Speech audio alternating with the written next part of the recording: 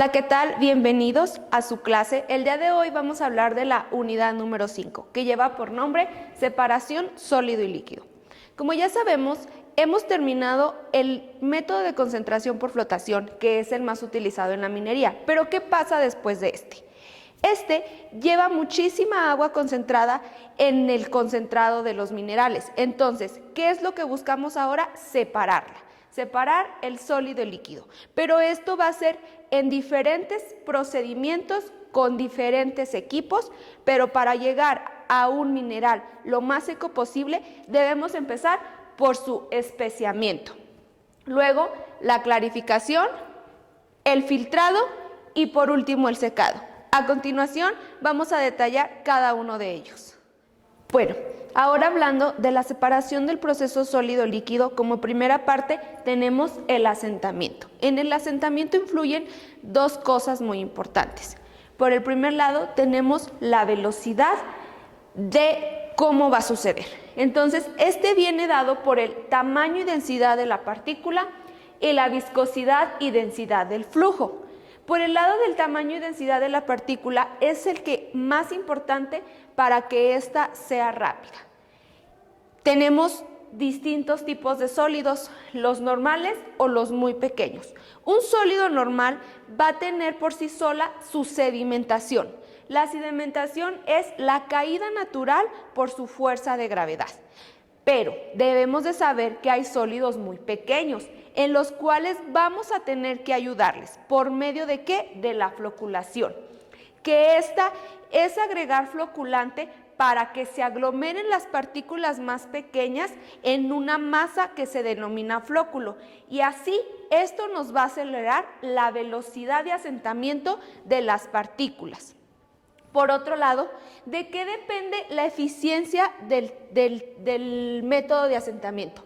Pues tenemos el área del tanque espesador y su profundidad son muy importantes y la estabilidad y homogeneidad del flujo. Por el lado del tanque espesador, ¿qué es lo que buscamos en él? En él buscamos un incremento de porciento de sólidos en la descarga de la pulpa, para así ir quitando lo más posible de agua en este primer paso del proceso. Pero en este, ¿qué existen? La clarificación, la sedimentación y la compresión. En la clarificación tenemos bajo porciento de sólidos y la solución es clara. Esto quiere decir que es la parte de arriba del tanque espesador. La sedimentación es la que realiza el espesamiento, es la parte de en medio del espesador, y la compresión es donde se alcanza el máximo porciento de sólidos, que sería el fondo del espesador. A continuación veremos lo que es un espesador. A continuación vamos a ver los componentes de un espesador. Como primera parte, este es el tanque, que cómo debe de ser, en una forma cilíndrica, y el diámetro es más grande que la altura.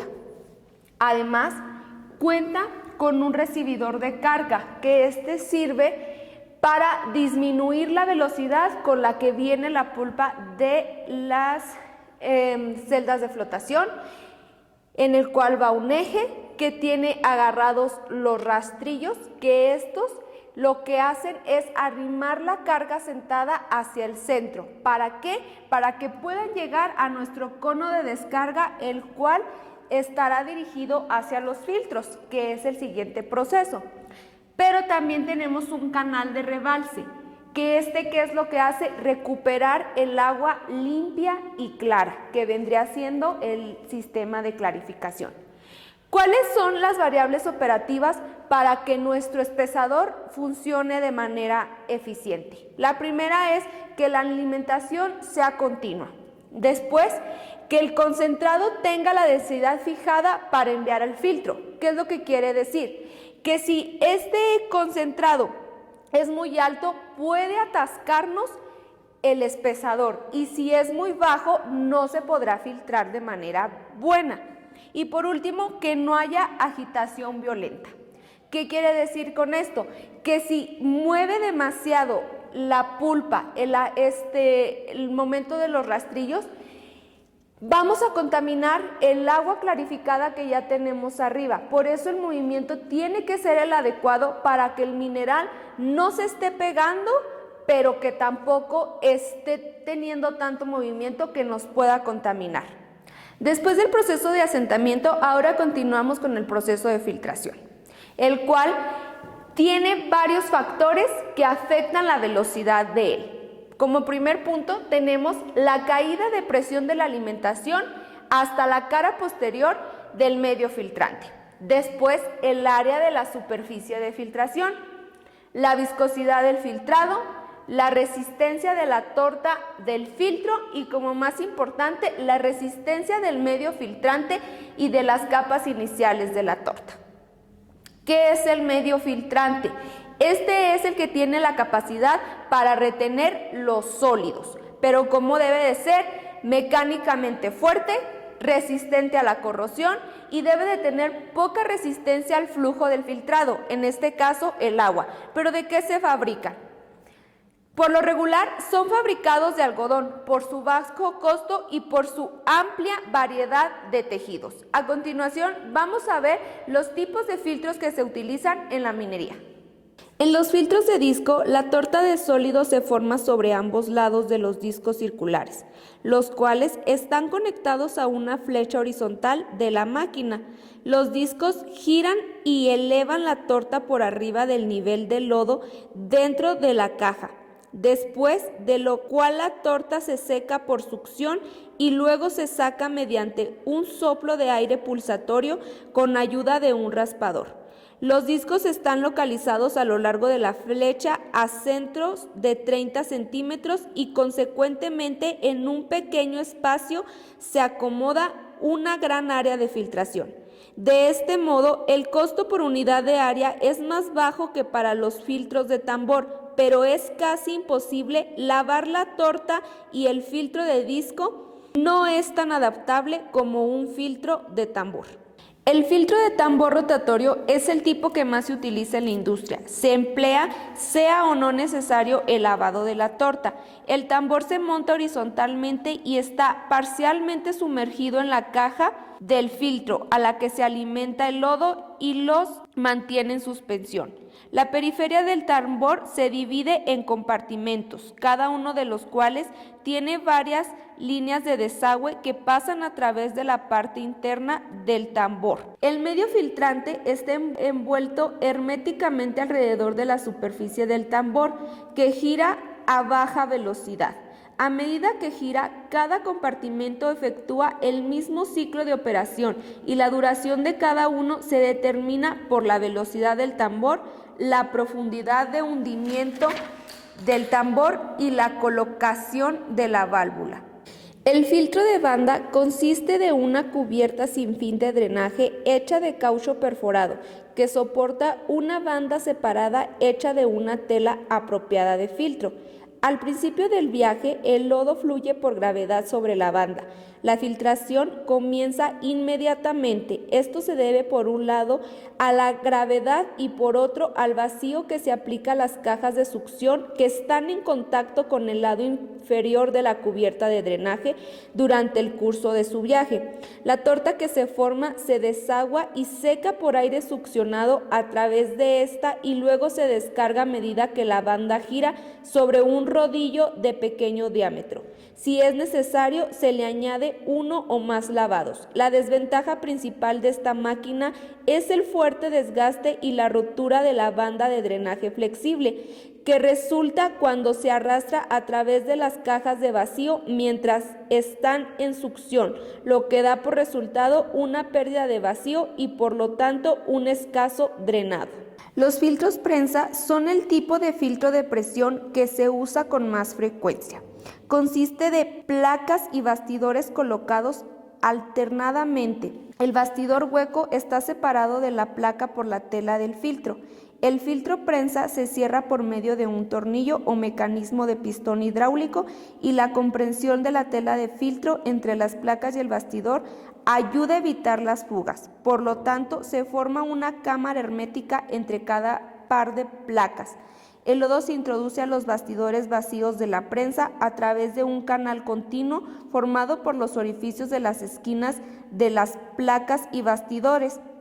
El filtrado pasa a través de la tela y corre hacia abajo de la superficie acanaladas de las placas y sale a través de un canal continuo.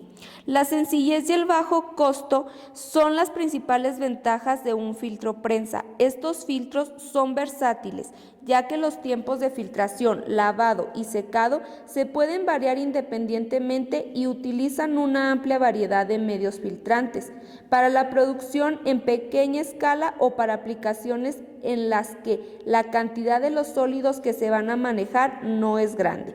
Un filtro prensa de descarga manual puede ser la selección más económica. Las desventajas principales son el hecho de que la operación es intermitente. Además, el desmantelamiento frecuente causa alto desgaste de la tela y el hecho de que las cámaras de presión se forman por muchas placas individuales la hace propensa a fugas.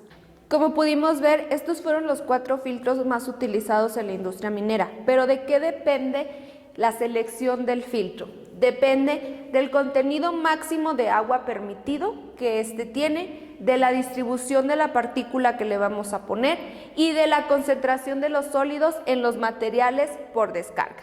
Después de este sistema de filtración, ahora seguimos con el secado. Hasta el punto del filtrado ya quitamos todo el agua posible del mineral, pero ahora que tenemos humedad, la cual vamos a quitar por medio de secadores, de los cuales se clasifican en 2 tipos, los directos y los indirectos. Los directos son los que tienen contacto directo entre los sólidos húmedos y los gases calientes, y los indirectos son los que se transfiere al sólido húmedo a través de una pared de retención del calor. En los directos, el líquido vaporizado se arrastra con el medio de desecación, que en este caso son los gases calientes, y los tipos son secadores por convección. En los indirectos, el líquido vaporizado se separa independientemente del medio de calentamiento y sus tipos son secadores por conducción o contacto. A continuación, vamos a ver los tipos de secadores en la industria minera. El secador de bandeja es un gabinete que aloja los materiales a secar, en el cual se hace correr suficiente cantidad de aire caliente y seco. El aire es calentado por vapor. Excede los 220 grados centígrados. El secador rotatorio es un cilindro que gira lentamente para mezclar los gases calientes con el material a secar, teniendo de un 90 a un 95% los materiales secos. El secador de lecho fluidizado es un equipo que calienta los gases dentro de un horno, que fluidiza las partículas sólidas para secarlas. A continuación veremos los criterios de selección del secador. Como primer punto tenemos el contenido inicial y final de humedad que queremos, la temperatura permisible del secado, el tiempo probable del secado, la cantidad de material que entra por hora, los tipos de operación, ya sea continua o discontinua, y la contaminación, temperatura y densidad del concentrado que queremos. Como podemos ver en esta unidad número 5 de separación sólido-líquido, los procesos de asentamiento, filtración y secado tienen como fin que le demos la mejor manera posible a nuestro concentrado para poder ser transportado hacia su lugar de destino. Fue un gusto estar con ustedes. Nos vemos en la próxima clase.